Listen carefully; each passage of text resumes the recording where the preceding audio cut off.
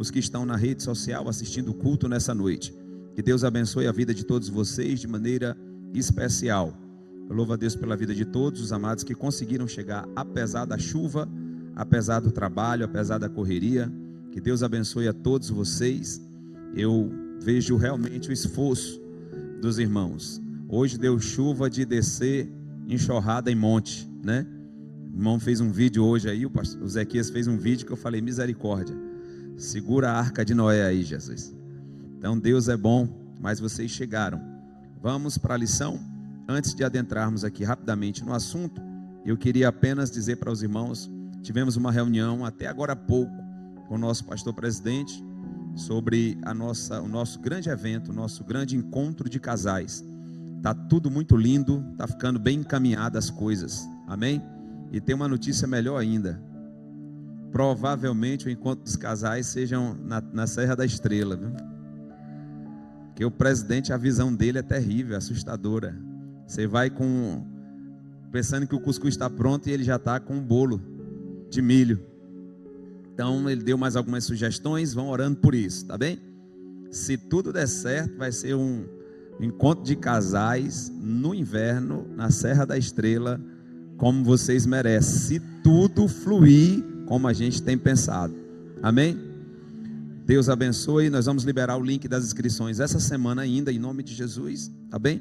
E assim Deus vai trabalhando em nosso meio. Queridos, na quinta-feira teremos nosso culto de intercessão. No sábado nós teremos a nossa oração. Estamos com desafios muito fortes de oração.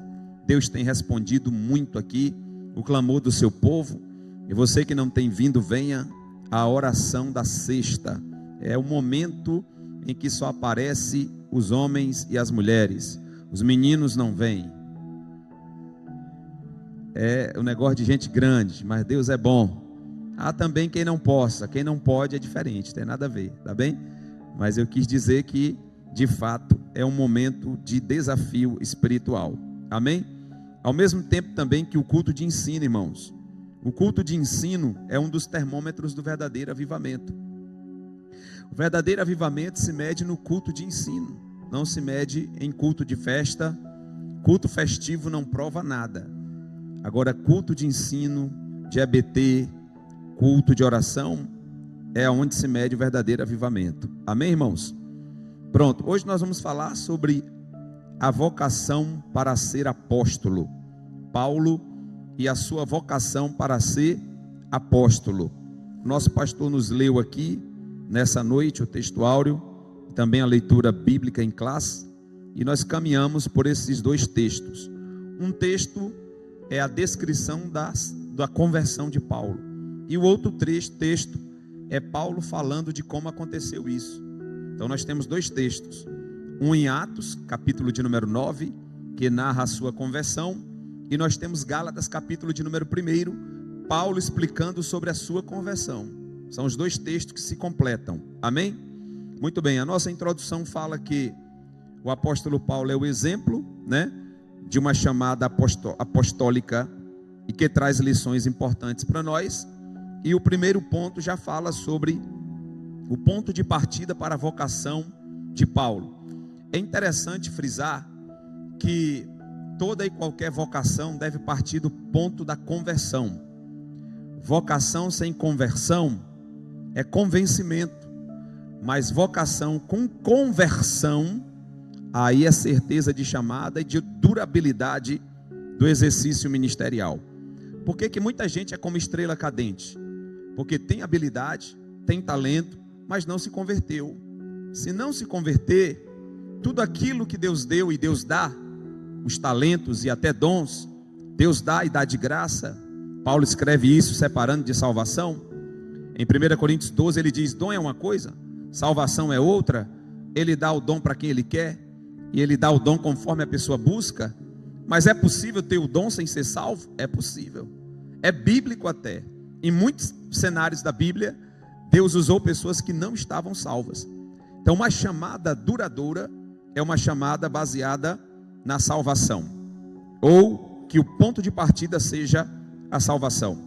Primeiro ponto da nossa lição fala sobre a chamada e presciência divina. Muito forte isso aqui. Quem nos vê é Deus, irmãos. Quem nos vê é Deus. Jesus chegou a declarar claramente, dizendo: não fostes vós que escolhestes a mim. Não foi você que deliberadamente decidiu, convenceu-se por si só, isso aqui é bom para mim. Não, foi Deus que nos olhou, foi Jesus que nos olhou primeiro e disse: eu vos escolhi para que vades e deis fruto, e o vosso fruto permaneça para sempre. Diga comigo, presciência. A presciência de Deus é um termo teológico. Para quem nunca ouviu falar, o que é presciência é a capacidade de Deus antever o futuro. Amém? Há um problema aqui, nesse ponto, que é o problema relacionado ao calvinismo. Eu sei se vocês estão doidos para ler, não lê não, eu já li. Eu vou só resumir. Dia de terça aqui não é para estar lendo lição não. Dia de terça o professor estudou e ele vai trazer o que está ali mastigado para você, viu? E para que usa a lição, professor? Só para a gente seguir os pontos. Compreenderam? É porque às vezes eu estou falando e vocês estão assim, ó. Tem uns que lê tão assim discriminadamente que ele não consegue nem parar os lábios. É o costume que nós temos de ler, né? Amém? Aí alguém pode dizer com propriedade: e para que bota o texto? Fique à vontade, a lição está também no grupo, tá bem? Então, repete comigo: presciência é uma doutrina teológica que fala sobre a capacidade que Deus vê, ou que Deus tem de ver o futuro, antes mesmo dele acontecer. Então Deus, ele não está nem no meio, nem só no início, nem só no fim. Deus está no início, no fim e no meio. Só que Deus, já disse Isaías, ele vê o fim desde o começo. Então para Deus não existe futuro. Tudo para Deus já é, né? Então o nome disso é presciência. Ou seja, Deus me viu antes de eu ser formado e já sabia tudo que iria acontecer na minha vida.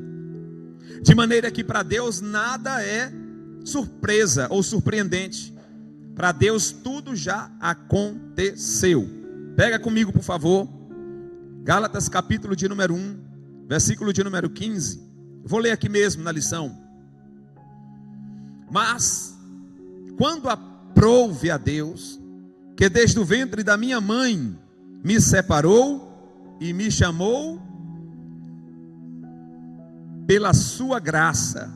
Eu já expliquei para os irmãos o que é graça aqui, né? Graça é o favor imerecido, é o período que nós estamos vivendo, mas também é o período do derramamento do Espírito indiscriminadamente sobre todos nós. Amém? Isso é o período da graça de Deus. Vivemos a lei, ou não vivemos a lei, passou o período dos patriarcas, passou o período da consciência, passou o período do governo humano, passou o período da inocência, chegou o período da graça, que é o nosso período. E eu já disse para os irmãos aqui, que esse período chamado graça, nenhum profeta viu em nenhum momento do Antigo Testamento.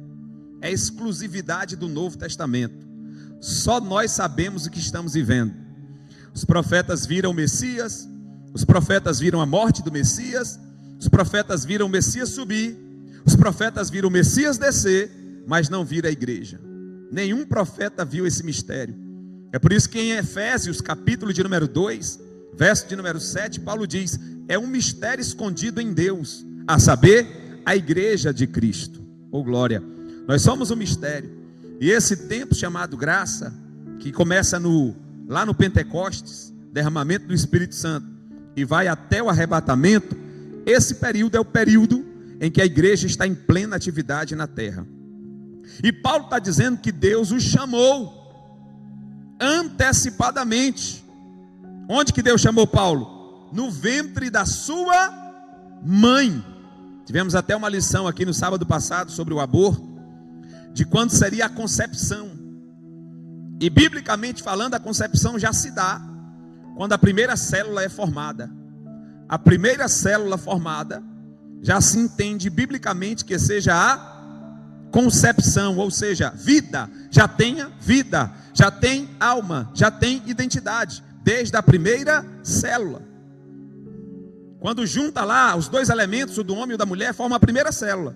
Essa primeira célula se divide em duas, em 4, em 8, em 16, e aí vai até surgir cabeça, coração, pernas e braços, e assim sucessivamente. Mas já na primeira célula, já tem tudo que identifica o ser humano.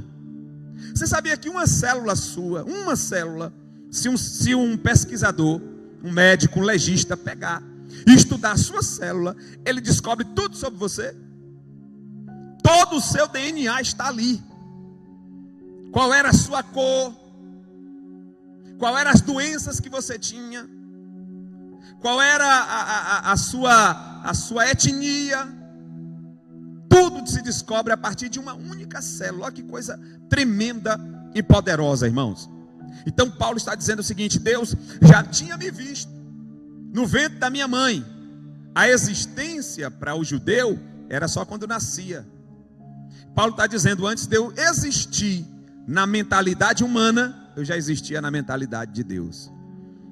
E isso é presciência. Opa! Então quer dizer que todos nós que aqui estamos nessa noite devemos estar revestidos de uma convicção. Qual é a convicção? Deus não erra endereço. Deus não erra endereço. E essa convicção, ela é por demais desafiada. Ela é testada ao limite. Quando vejo que coisas na minha vida não acontecem como eu gostaria que acontecesse. É o momento em que a convicção é testada por Deus. E em nós, as circunstâncias da vida estão aí para nos testar. Se a gente se entrega pela boca, se a gente se entrega pelas ações.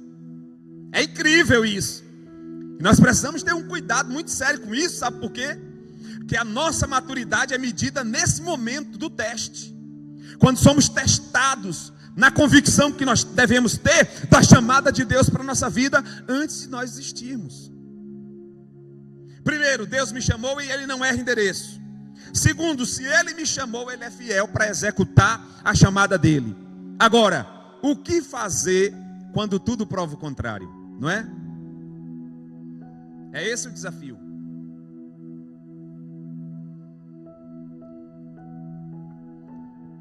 Está tudo provando o contrário. Mas eu tenho que crer que tem um Deus que é presciente. Ele viu tudo. Eu ainda não sei de tudo, mas Ele já viu tudo. E eu estou em boas mãos. Quando o profeta Natan confrontou Davi, e o profeta disse assim: e aí Davi, o que é que vai acontecer contigo? Ele disse: olha, eu prefiro cair na mão de Deus do que na mão dos homens. Porque Davi sabia que a mão dos homens é injusta. Mas Davi sabia que a mão daquele que prescindiu tudo, que previu tudo, essa mão é a mais segura que existe. Tem crente aqui nessa noite na mão de Deus, irmão. Tem gente pensando assim: eu já escapei, eu estou longe. Vai. Você está na palma da mão de Deus. Como assim, pastor? Está tudo dando assim, meio fora do projetado. Parece que o trem está fora do trilho. Parece que é para ir, está voltando. Está na mão de Deus. Tem gente que peca contra Deus, sabia? Com certos pensamentos, pensando assim: e o pior, se entrega. Toca no G aí que ele diz assim: ó, não se entregue, aguenta o tranco. G pergunta para ele agora: como é que eu me entrego? E agora o que? Fala para ele assim, ó, falando precipitadamente, por não entender o que está acontecendo. É melhor procurar entender o que está acontecendo. Não tem nada a ver com o G nem com Ezequias, é por isso que eu falei com eles. É com alguém que está na live. É melhor tentar entender com o dono da chamada, o dono da obra, o que está acontecendo, do que se entregar. Amém, irmãos? Então vamos lá. Deus é presciente, vê todas as coisas antes mesmo que as mesmas aconteçam. Eu dei aquele exemplo de Davi, não foi? Lá no discurso na sinagoga de Antioquia, de Davi, quando Paulo está discursando e diz: olha, Deus rejeitou a Saul e encontrou a Davi e diz: achei a Davi, meu servo, homem segundo o meu coração, Quando você vai para o texto, lá no capítulo 16 de 2 Samuel, Deus rejeita Saul. No segundo ano do reinado, Saul reina 40, Davi é chamado por Deus e começa a reinar com 33 aproximadamente, 32 anos aproximadamente. Então Davi foi chamado por Deus, ungido na casa de seu pai aos 16. Ou seja, se somarmos os anos de vida de Davi, antes de Davi nascer, Deus rejeitou a Saul. E Paulo, na inspiração do Espírito Santo, diz: e Deus já havia chamado a Davi. Se Deus rejeitou Saul no segundo ano do reinado, quando Deus chamou Davi, Davi nem tinha nascido. E às vezes a gente fica se perguntando, viu, Elinho? Será que Deus não se enganou, não? Rapaz, será que não tem alguma coisa, algum ponto que Deus perdeu, alguma vírgula que Ele deixou de fazer? Ponto 2. Um ministério na plenitude do Espírito Santo. A primeira coisa que acontece na vida de Saulo, capítulo de número 9, verso de número 17. Coloca aqui para nós. Primeira coisa que acontece na vida de Saulo, que tem que acontecer na vida de todo servo de Deus.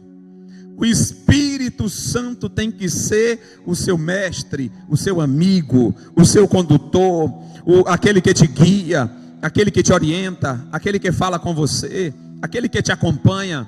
Coloca Atos 9, 17. Vamos ler juntos? 1, 2, 3 e...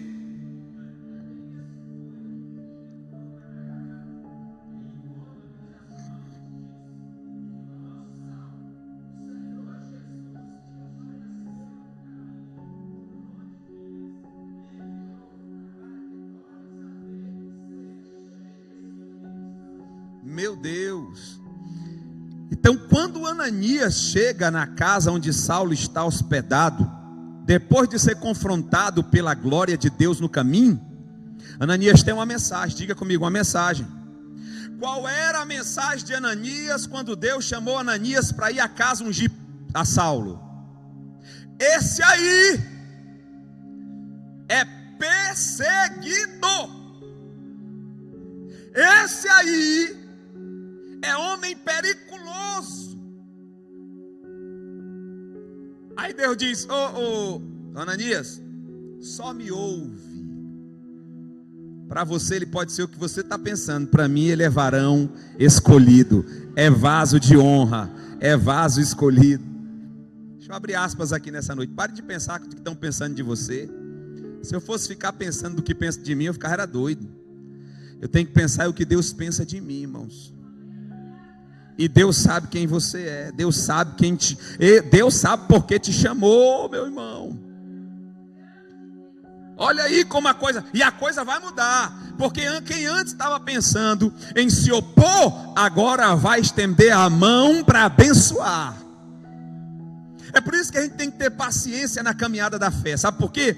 Porque hoje alguém que não nos entende bem, que não nos digere bem, lá na frente vai ser usado por Deus. Não discrimina ninguém, não descarta ninguém. O segredo é não descartar, irmãos. Amém? Olha aí chega lá o Ananias, servo de Deus, entrou na casa. Diga, ele entrou na... Se Saulo chegasse na casa antes de ser convertido, Ananias ia sair da casa. Mas porque Deus garante quando manda, Ananias não precisa se preocupar em fugir da casa, mas precisa apenas levar uma mensagem e entrar na casa. A casa onde havia temor, agora vai ser casa de transformações profundas. Eita!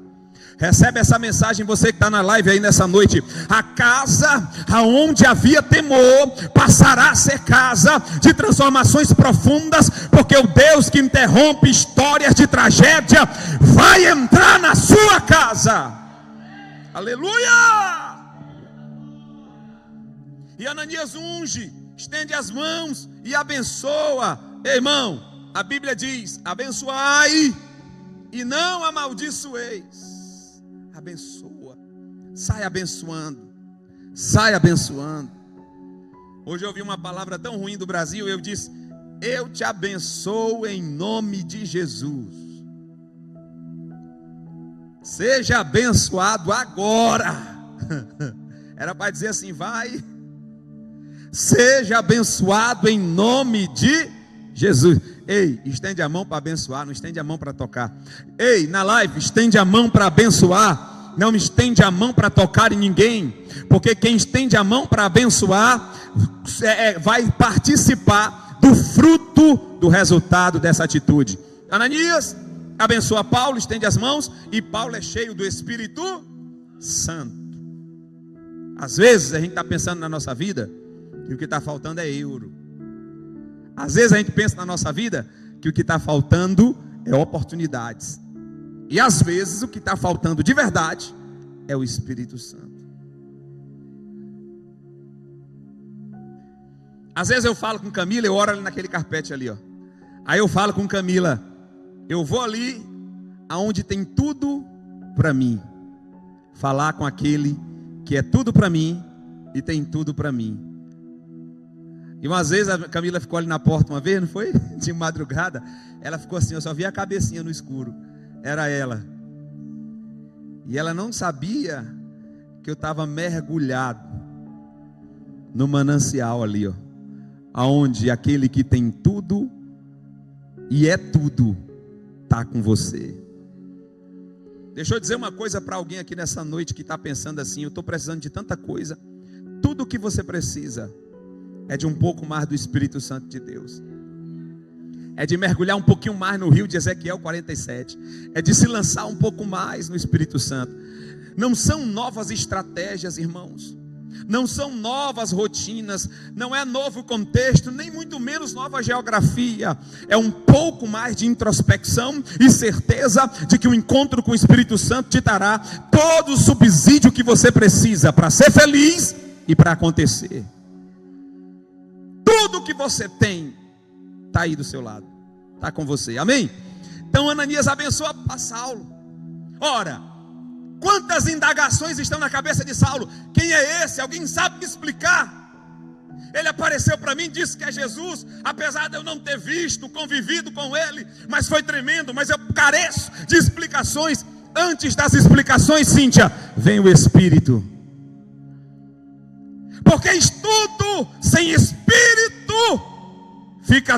fica obsoleto, mas estudo com o Espírito faz você ser o maior dos apóstolos, faz você ser uma bomba atômica na mão de Deus, amém? Então primeiro vem o Espírito.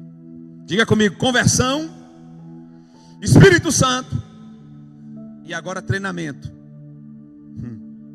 Deus mudou o nome de Saulo para Paulo? É uma pergunta, hein? Terceiro ponto aqui: Deus mudou o nome de Saulo para Paulo? Sim ou não? E o que aconteceu ali?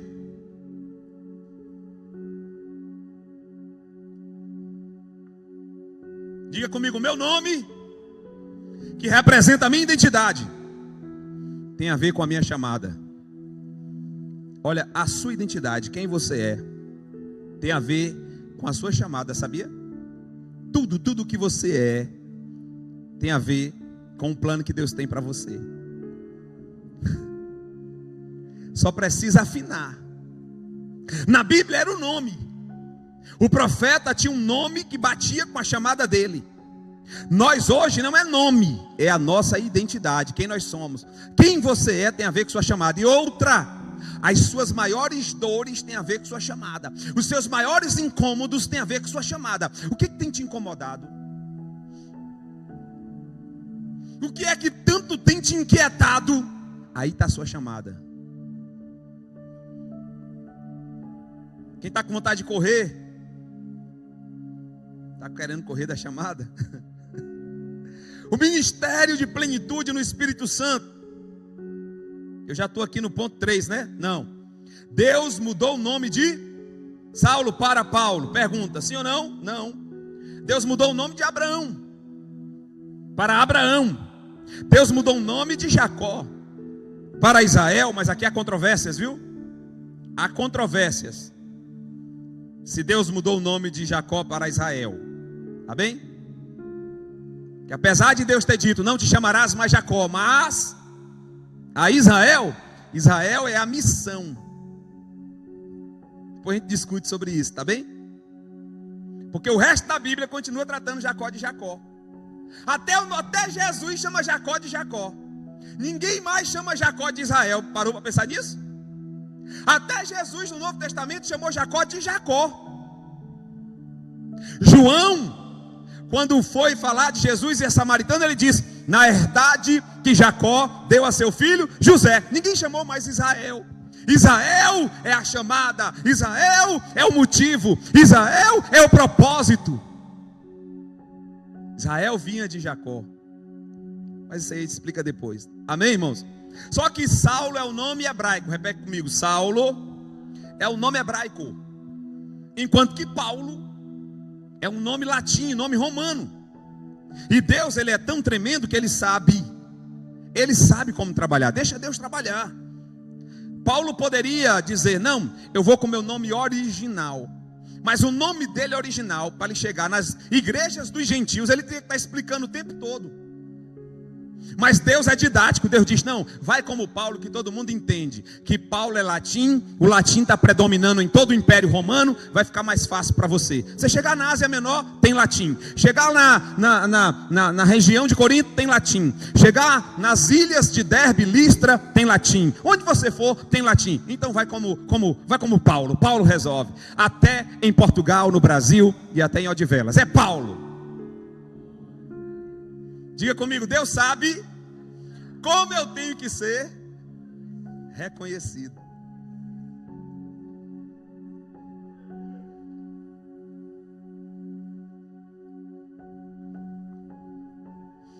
A última coisa que você tem que se preocupar é como é que vai ser, o que vão dizer, o que vão achar. Se preocupe que Deus já tem um plano. E eu quero dizer uma coisa muito séria aqui eu só estou vendo que só tem gente de chamada aqui, né? Eu quero dizer uma coisa muito séria para nós aqui nessa noite. Deus não trabalha com plano B. Porque para mim vir para cá, eu planejei um plano B. Se tudo desse errado, tinha recurso. E Camila ainda disse para mim: não faça isso. Ter o plano B? Não, ela é humana que nem eu, não é melhor do que eu, não. Ela queria o plano B. Ela só não queria que eu fizesse o que fez eu perder o plano B. Ela sempre foi muito pé no chão. Eu fiz um investimento uma vez no negócio de telefonia. Esse negócio de investimento que você faz. E era para me sacar antes da empresa E a empresa mudou e eu perdi. E ela disse: compra um carro com esse dinheiro. Eu não comprei. Aí agora, recentemente, por último, o sabichão, que pensa que tem um controle da vida nas mãos, que pensa que manda em alguma coisa, pegou um dinheiro que tinha no banco, foi investir num negócio de eventos, espaço de eventos, com uma pessoa de sucesso que eu conheço em Salvador, que tem espaço de evento no Rio de Janeiro, tem espaço de evento em Pernambuco, lá na capital, e estava criando um espaço de evento em frente ao Farol da Barra, e mostrou para nós todo o croquis, o projeto. Um helicóptero descendo com a noiva em frente ao Farol da Barra, no pôr do sol, e a noiva subindo pela varanda do prédio e entrando para dentro do prédio, que é tombado, patrimônio da humanidade, né? Um prédio tombado, foi feito pelos portugueses no ano de 1800 e lascou. O primeiro prédio de Salvador foi feito com óleo de baleia. As pedras é desse tamanho, as pedronas, ó. E o que junta as pedras é óleo de baleia, feito pelos portugueses. Aí eu cheguei, olhei aquele projeto todo, não tinha o dinheiro, porque começava com investimento de 1 milhão. Eu não tinha 1 milhão, tinha 30% disso. Aí ele falou assim: mas como o amigo da gente lá em comum, que é outro investidor, está pedindo para fracionar em cotas menores, eu vou abrir cota de 300 mil. Aí abriu as cotas, e aí começou a chover gente. Por cada cota você ganhava um percentual, baseado no que o espaço ia produzir no mês. Compreenderam? Então, como ele tem experiência, ele pegou o padrão de Pernambuco e disse: um espaço desse produz no mês 3,5 milhões facilmente, de 3,5 milhões a 7 milhões, mas em cima de 3,5 milhões, que é o mínimo, eu vou estipular a cota e você vai saber quanto é que dá seu investimento. E o meu investimento estava em torno de 20 mil reais, dava para me vir tranquilo. Diga comigo, plano B. Só que Deus não trabalha com plano B. Deus só tem plano A. Deus só tem um plano. E é por isso que é difícil para a gente, Mamãe Leite. Porque às vezes para entrar no plano de Deus implica em muitos riscos. Só que se tiver confortável e tudo favorável, Deus também não aceita, ele também não quer. Pronto. Ele diz: tu não quer, eu também não quero. Pronto. Tem que ser do meu jeito. Ô Paulo, é do meu jeito. É de corpo e alma. Ai. Aí eu falei assim: meu Deus, o que é isso? Aí o que acontece? 3 meses antes de eu vir para cá, o rapaz inventou de mexer numa varanda, irmãos. Não, vocês sabem aqui, os irmãos das obras sabem que não se pode mexer em exterior de prédio tombado. Você pode até reformar por dentro, mas fora não pode. E o rapaz queria mexer numa estrutura lá para atender o casamento de um fazendeiro lá da banda do sul da Bahia, de cacau, fazendeiro do cacau. Aí minha filha vai casar aí, eu vou pagar o valor máximo, a cota máxima, mas tem que dar isso aqui, ajeitar isso aqui. Aí ele foi mexer na varanda. A varanda, mãe, era quase desse tamanho aqui, ó, do prédio, de frente para o farol da Barra. Quando ele começou a obra, os fiscais da prefeitura, já com intimação judicial e tudo, para tudo. Justiça. Aí Deus olha e diz assim: ei, cabecinha, bye. Agora você vai. Porque comigo só tem plano A. Eu sei que cada um de nós está criando um raciocínio para si mesmo, baseado na sua vida, nas possibilidades que a vida dá, nas dores que tem sentido. Leva para você o seu raciocínio.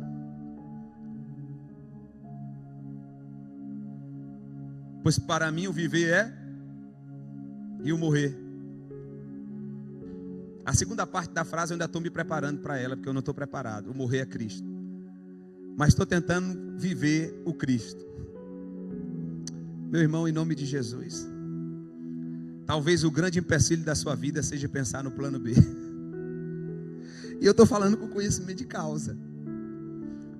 Ei, Camila, se fosse para vir, a gente não tinha vindo nunca. Se fosse para a gente sentar e fazer conta, estava lá no Brasil. Mas Deus é bom, Deus é tremendo, irmãos. Então Deus preparou o Paulo, disse como é que ele vai se chamar, apresentou a identidade dele. E esse Paulo passou a ser conhecido em todo o mundo por causa de uma atitude. Diga comigo, Paulo foi conhecido e é conhecido por causa de uma atitude. O poder de se expor. Anota aí, irmã Rose. Irmã Rose, você será reconhecido pela capacidade que você tem. Não. Ela peraí, uma coisa ou outra. Você será reconhecido pela capacidade que você tem de se expor. Pode botar desse jeito no grupo. Você será reconhecido pela capacidade que você tem de se expor. Por quê, irmãos? Porque com Deus só funciona assim.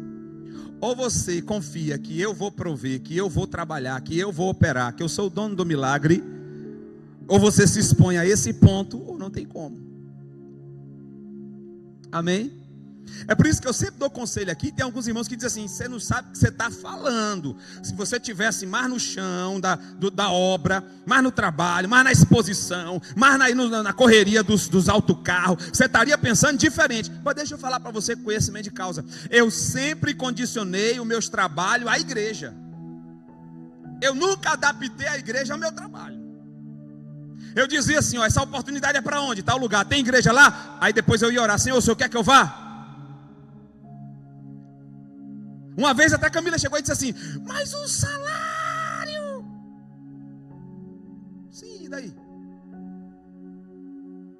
Eu quero saber se tem algo para fazer lá.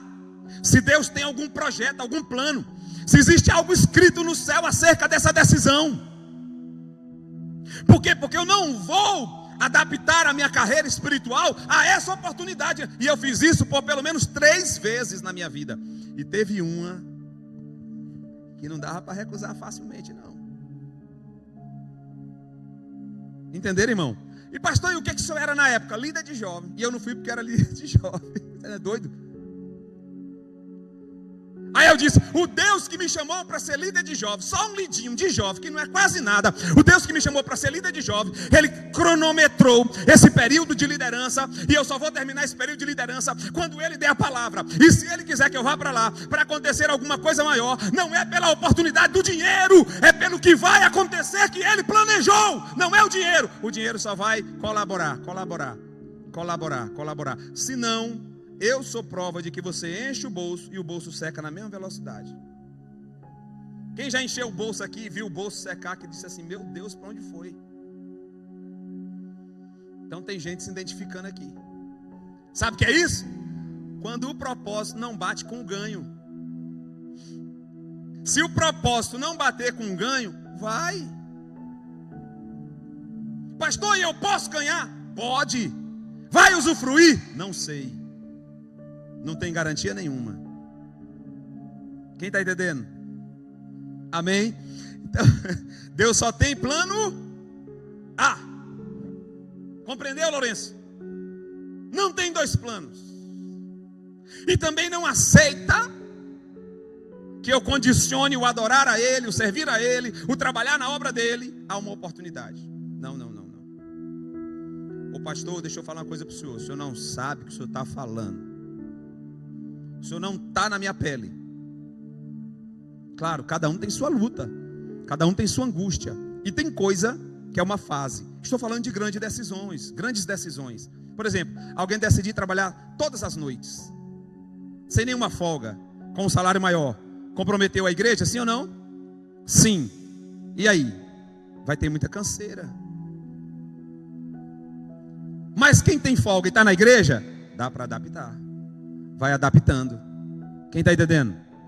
Estou falando coisas que comprometem mesmo. Desde que, principalmente se você já tiver um envolvimento direto, uma responsabilidade direta. Entenderam, irmãos? Quem está entendendo? Pastor, você está sendo radical? Não estou sendo radical, não. Estou falando de decisões que vão comprometer a sua adoração e comprometer o seu trabalho na casa do Senhor por completo. Não é que você trabalhe numa jornada de 6 por 2 e tem 2 tem um dia para a igreja. Na semana, salvou a semana. Amém? Quem está entendendo? Ainda assim eu volto atrás num ponto. Vai chegar um momento que Deus vai dizer assim, ó, chega. Vai chegar um momento, né? Mas quem é que manda? E quem é que garante? Amém? Alguém ficou triste comigo? Ficou triste, Zequias?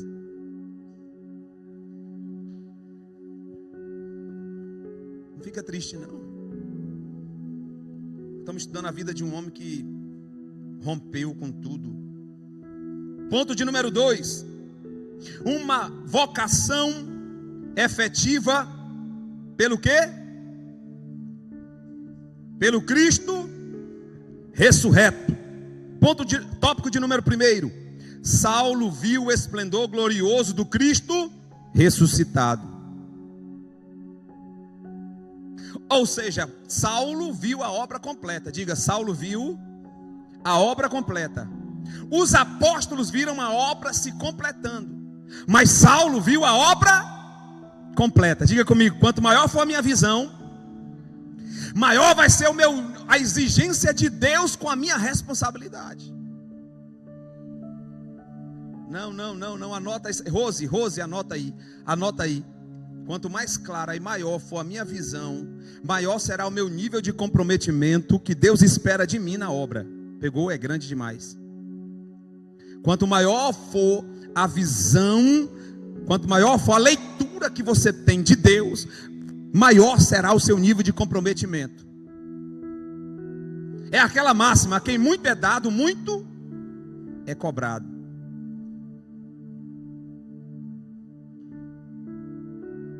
Será que tem a ver comigo aqui nessa noite? Quem já se sentiu cansadão, fadigado? Sabe o que é isso? O nome disso é febre da chamada.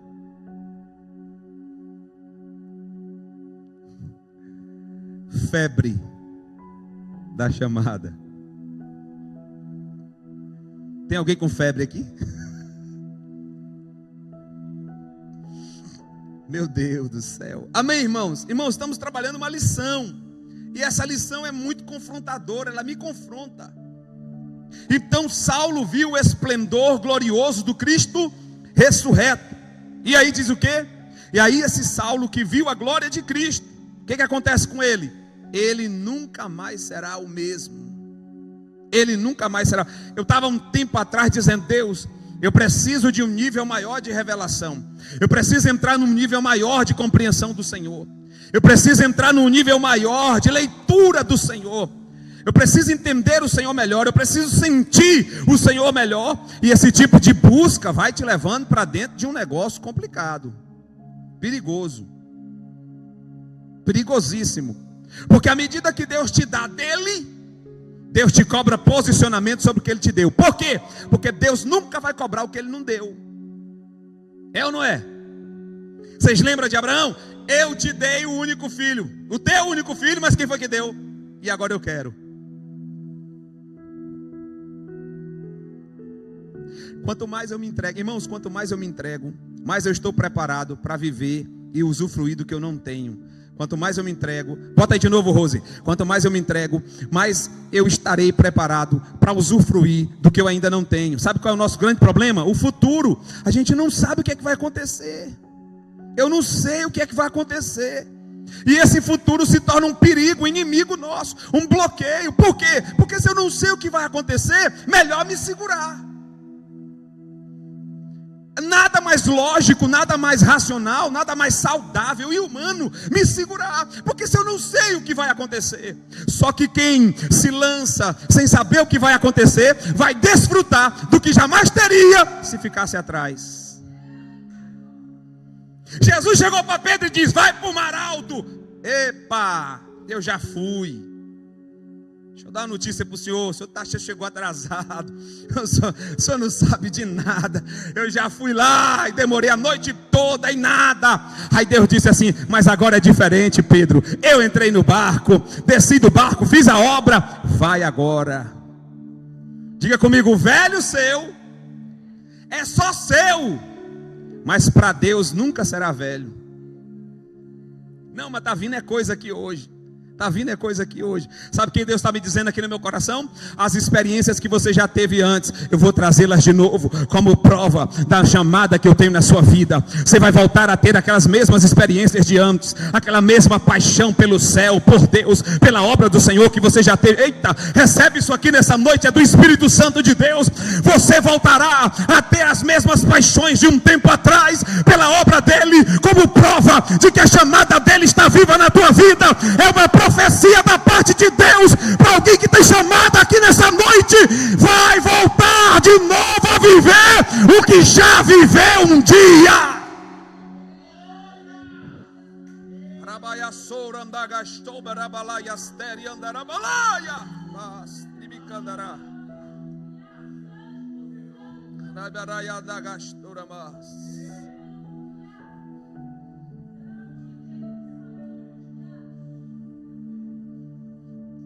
Aleluia. Tópico de número 2 do segundo ponto: uma vocação e... eu não sei se eu falo essa palavra. Uma vocação... eu vou pedir que vocês leiam para não sair de mim. Uma vocação para... Se Paulo quisesse ficar em Jerusalém, dava certo. Se Paulo quisesse ficar só em Samaria, dava certo. E se Paulo quisesse pregar só na Judeia, dava certo? Porque a chamada era para onde? Para os gentios. A pergunta que Deus faz para mim e para você nessa noite é: você já entendeu para onde é a chamada? Você já entendeu como é a chamada? Esse é um problema sério. Por quê, pastor? Porque ela é inevitável, filho. Ontem nós falamos sobre a pressão, no domingo não foi a pressão. O único propósito da pressão é acender a chamada. O propósito da pressão é acender a chamada. É o fogo do índio. Aquele foguinho que você faz do escoteiro. Pega o pauzinho lá, pega o negocinho e começa.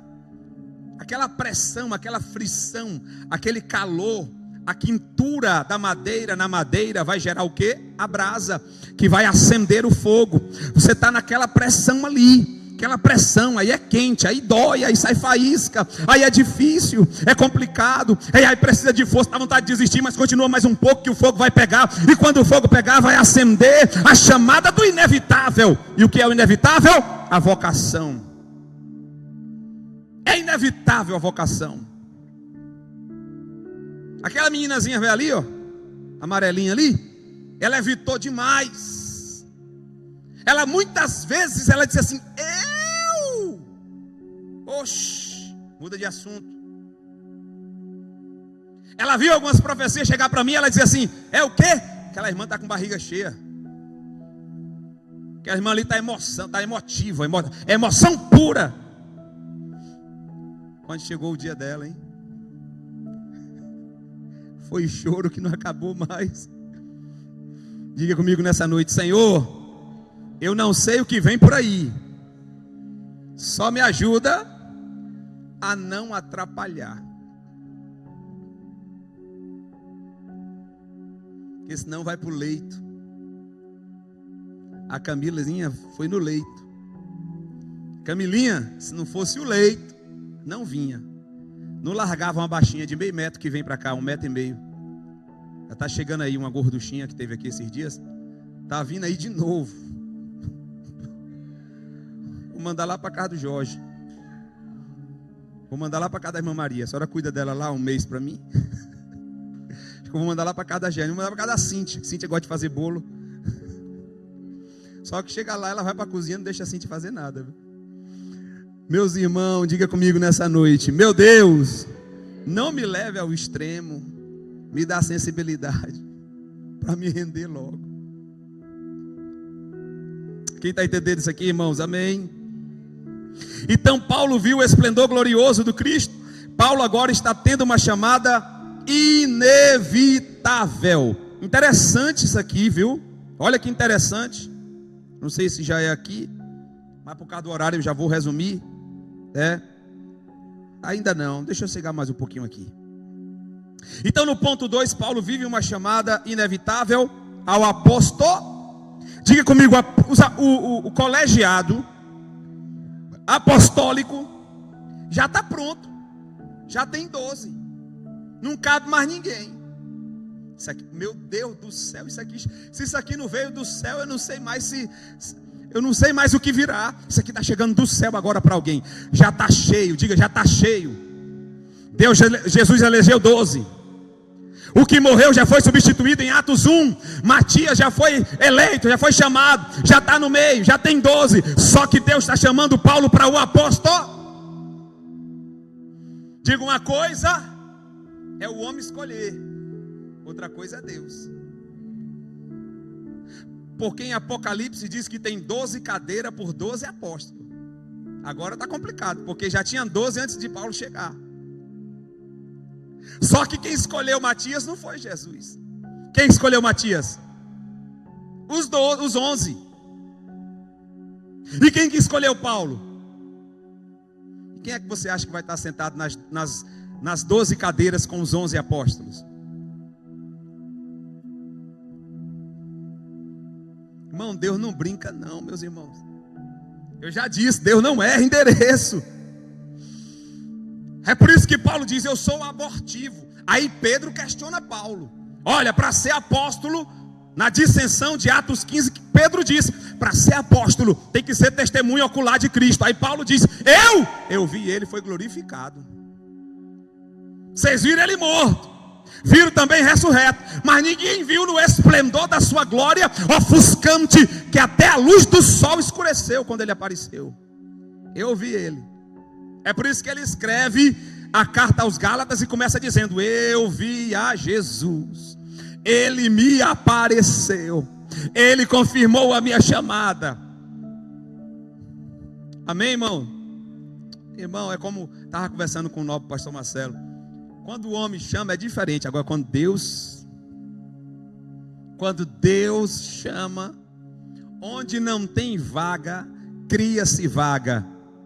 Onde pensa-se que já está cheio, acontece o reboliço para entrar aquele que Deus chamou. Você está entendendo isso aqui? Amém? Olha, há mais ou menos 2 anos atrás, eu estava em um púlpito com mais ou menos 80 obreiros na nossa sede. Só o nosso púlpito dá 300 obreiros.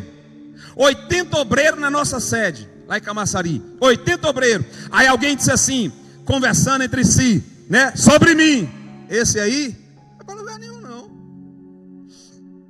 Coitado.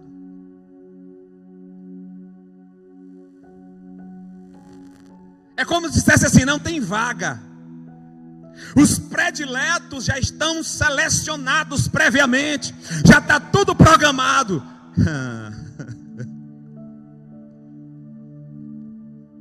Quem conhece o Deus de Paulo aí, irmãos? Quem está sentindo o Deus de Paulo aí nessa noite? Deus está dizendo, o teu lugar está guardado, o teu lugar está guardado.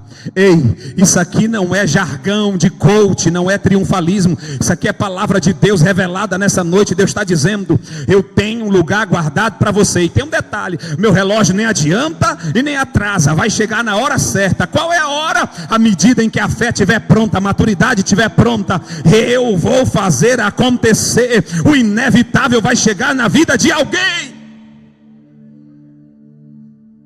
A vocação de Paulo mudou o rumo. Olha o ponto 3 ali, ó. Cadê? Bota aqui rapidinho, tópico 3, para ir já para o outro, para terminar. Tópico de número 3, já vou terminar agora. A vocação de Paulo mudou o quê? Ah não, vamos de novo. A vocação mudou.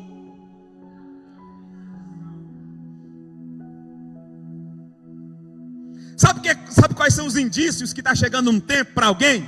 Quando tudo começa a se desarticular. Tudo começa a se desarticular. Nada encaixa, tudo desarticula. É o momento em que Deus está preparando o momento da chegada da chamada, o momento do acontecimento daquilo que Deus escreveu. Então Deus vai mudar o rumo da vida para que aconteça. Deus mudou o rumo. Ei, irmão, Deus não mudou os hábitos só.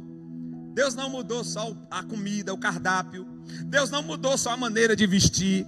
Deus mudou a vida, a vida, a vida.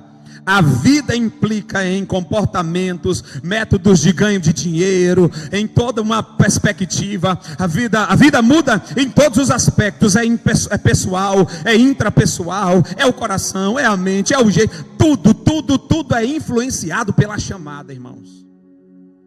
Você entendeu, Lourenço? Tudo na sua vida vai ser influenciado pelo poder da chamada de Deus. Deus vai mudar tudo, Ele quer mudar tudo. Por que ainda não começou, pastor? Porque ainda não mudou o ponto que Ele quer que mude. Diga, tem um ponto, tem uma medida. Tem uma medida. Então Deus mudou o rumo da vida de Saulo. Isso implica em muita coisa, perder conforto. Eu não vou nem entrar em detalhes aqui, porque a gente sempre mede, a gente tem um certo medo, né, de fazer certas coisas. Primeiro, porque quando você começa a funcionar dentro da igreja, quando você descobre sua chamada, eu já disse que a pior besteira é pensar que chamada é só microfone, é cantar, é pregar, é estar na frente. Não, senhor. Eu disse ontem à noite aqui que tem gente que tem chamada que ajuda pastor mais do que qualquer outro obreiro. É aquela irmã que tem o poder do visgo, o dom do visgo. Qual é o dom do visgo? Juntar pessoas. O Satanás está operando, cirandando com o rabo dele, passando numa e noutra. Aí chega aqui, tem o dom do visgo e começa a juntar. O Satanás separando e ela juntando. Ela faz o que nenhum pastor consegue fazer. Já tem outro que tem o dom de arrecadação. Aí tudo que ele entra, ele arrecada, flui, todo mundo. O pastor pede, ninguém quer dar. Mas se ele entrar e começar, o negócio flui numa leveza, que o irmão diz assim: rapaz, eu estava agora dizendo que eu não ia dar nada. Toma aí, ô bichinho abençoado. É um negócio. Diga, ministério. Tem outros que tem o ministério da riqueza, tem outros que tem o ministério da intercessão, tem outros que tem o ministério da pregação, tem outros que tem o ministério do convencimento. E por aí vai.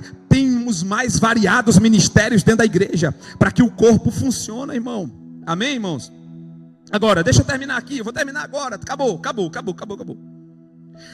Ponto de número 3, tópico de número 1, diz assim: a ida para o... Acabou a aula. A ida para o deserto. Porque o deserto precede o protagonismo da chamada. Vocês sabiam que Paulo passou 3 anos em um deserto? E ele diz isso em Gálatas 1. Ele diz: por 3 anos eu tive que aprender sobre sensibilidade espiritual. Eu tive que aprender sobre... Ele passou um período com Pedro. Quanto tempo? 3 meses com Pedro, para aprender sobre ministério na perspectiva cristã, porque saber de judaísmo ele sabia muito, mas ele precisava entender a ótica de Cristo. Então tem que andar com quem conhece a Jesus. É por isso que eu não discrimino nenhum dos meus obreiros aqui, nenhum dos companheiros, eu não discrimino nenhum. Por quê? Porque cada um tem algo a somar, a agregar no meu ministério, e eu tenho no ministério deles, e nós vamos nos completando. Por quê? Porque Deus trata com um de uma forma, com o outro de outra forma, e quando se encaixa, a obra se torna poderosa, perfeita. Acontece, irmãos.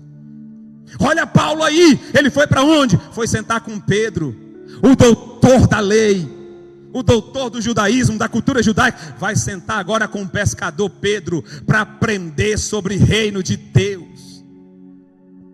Depois dos 3 meses ele vai para onde? Para o deserto. Cadê o texto que fala do deserto? Volta a lição aí rapidinho, para Gálatas, no texto áureo mesmo, texto áureo, é só baixar. Para Gálatas rapidinho, já vou terminar agora. 16 pessoas na live, irmãos, em tempo real. 16 pessoas na live. Deus abençoe a vida de vocês. Eu profetizo que a chamada está chegando, e a prova é esse deserto aí, abençoado. Gálatas 1 aí, ó. Mas, ó, eu vou ler o texto. Mas faço-vos saber, irmãos, que o evangelho por mim anunciado, não é segundo os homens, porque eu não recebi de homem algum, mas pela revelação de Jesus Cristo. Porque já ouviste qual foi antigamente a minha conduta no judaísmo, como sobremaneira persegui a igreja de Deus e os assolava. E a minha nação excedia em judaísmo a muitos da minha idade. A minha nação excedia em muitos o judaísmo de muitos da minha idade, sendo extremamente zeloso das tradições do meu pai. Mas quando aprove Deus, que desde o ventre da minha mãe me separou e me chamou pela sua graça. Aí o que mais? Revelar. Diga, aprove Deus. Não, vamos lá de novo. Aprove Deus me revelar o seu filho a mim, para que o pregasse aos gentios. Não consultei carne, nem sangue, nem tornei a Jerusalém a ter com os que antes de mim eram apóstolos, mas para a Arábia, e voltei para o quê? Outra vez para... Depois passei o quê? 3 anos em Jerusalém, e fui para Jerusalém para ver a quem? E fiquei com ele... 15 dias, não é 3 meses não. 15 dias. Então, olha o que acontece. Vamos lá. Primeiro, tem um momento na sua chamada que você tem que ficar sozinho com Deus. Não busque explicação de ninguém. Não busque conselhos por enquanto. Fique você e Deus. Você e Deus. Tem momento que é você e Deus. Depois, você tem que ser testado pelo Deus da sua chamada no deserto. Então você vai passar por algumas coisas. Alguém já está passando por algumas coisas aqui, é teste de Deus. Depois vocês têm que se submeter a uma autoridade superior. Entenderam a sequência? Primeira sequência, você se resolve com Deus. Depois, Deus te testa. Depois, você tem que se submeter a uma autoridade superior. Diga comigo, autoridade vem de autorização. Não existe autoridade outorgada a si mesmo. É por isso que eu gosto de igrejas sérias, que tem convenção, que tem pastor presidente. Por quê? Porque nós temos alguém coordenando tudo, porque só tem autoridade quem recebe. Não tem como se autorizar.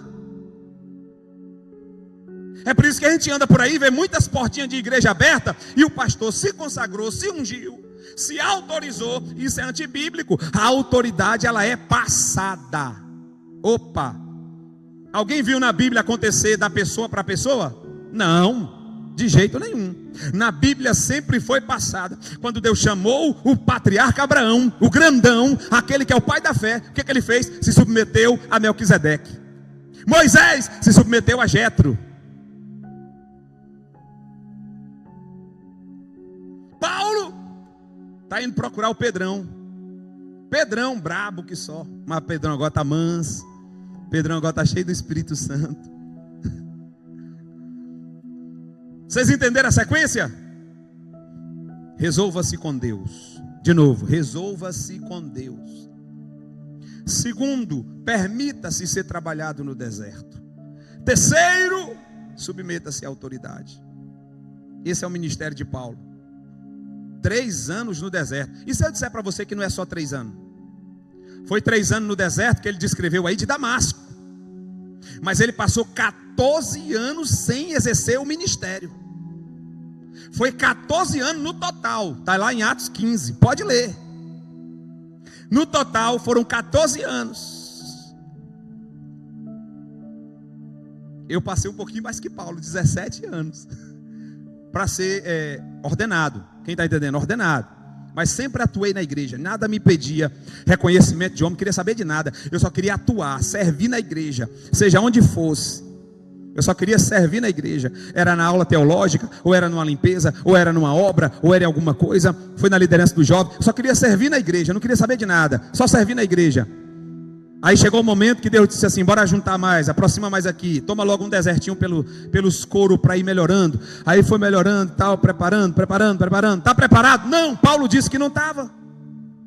Ninguém está pronto, irmão. Nenhum de nós está pronto, não é verdade? Nós estamos em aperfeiçoamento. Mas qual é a lógica? Eu tenho que me resolver com o Deus da minha chamada. 2, eu tenho que me submeter, que a gente não quer mais se submeter, ao deserto. Paulo, 3 anos em Damasco, total 14 anos, um mestre, um membro do Sinédrio, 14 anos, parado, 14 anos em off, membro do Sinédrio, homem atuante, liderança reconhecida, cheio de autoridade, homem que recebia cartas, homem que tinha acesso aos principais sacerdotes, ao governador romano, um homem top, 14 anos paradinho, aprendendo sobre valores espirituais, 14 anos sem atuar. Ei, paciência.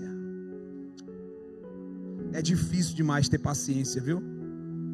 É muito difícil ter paciência. E às vezes Deus ainda bota um Pedro no seu caminho. Jesus não podia ser melhor, não. Não podia ser outro, não. Aí Deus diz: não, é esse aí mesmo. Se coloque de pé. Senhor, obrigado, meu Pai, por esse culto nessa noite. Obrigado, Senhor, pela Tua palavra aos nossos corações. Obrigado, Senhor, pelo ensinamento que o Teu servo Paulo nos deixou com a sua própria vida. Ensinamento esse que até hoje brada aos nossos ouvidos, aos nossos corações. Eu te peço, ó Deus, nessa noite, que o Senhor ministre mais forte ao coração dos Teus filhos e continue ministrando ao meu coração. Por quê? Porque, Senhor, eu sozinho sou uma tragédia, mas com o Senhor nós somos mais do que vencedores, Pai. Abençoa o Teu povo, despede os pais, em nome de Jesus, dando continuidade de semana abundante, em nome de Jesus. Amém. Amém. Que o grande amor de Deus, a graça de nosso Senhor e Salvador Jesus Cristo, e a comunhão e as doces consolações do Divino Espírito Santo seja com toda a igreja, não só hoje, mas para todo sempre. E todos cantemos em uma só voz.